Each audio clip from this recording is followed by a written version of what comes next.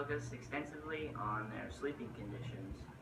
I have an article from Daily Mail, and just the article title reads, "Army Living Conditions, Even Prisoners Are Better Off." And that really stands out to me because the criminals and the ones that don't deserve proper living conditions and good living conditions are living better than the ones that deserve it more than anyone in our society. I have a couple pictures here.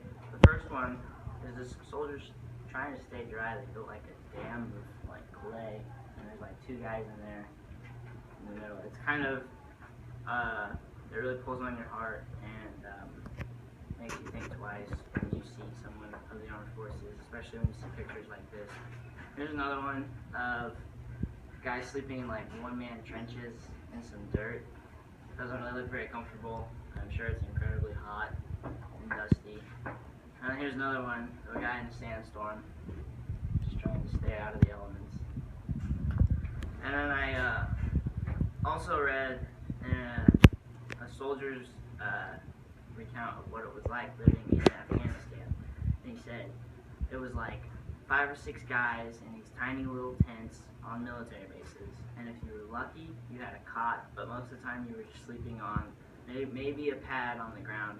And it almost sounds almost like third world country-ish.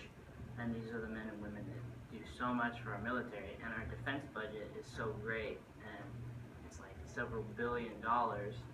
It's kind of weird to think about how they can still be living with so little with so much money.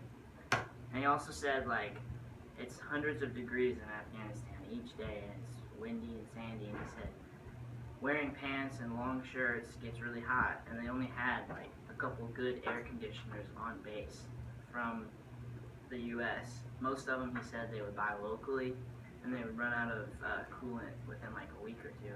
So he said like there was really hardly any relief from the heat on his base in Afghanistan.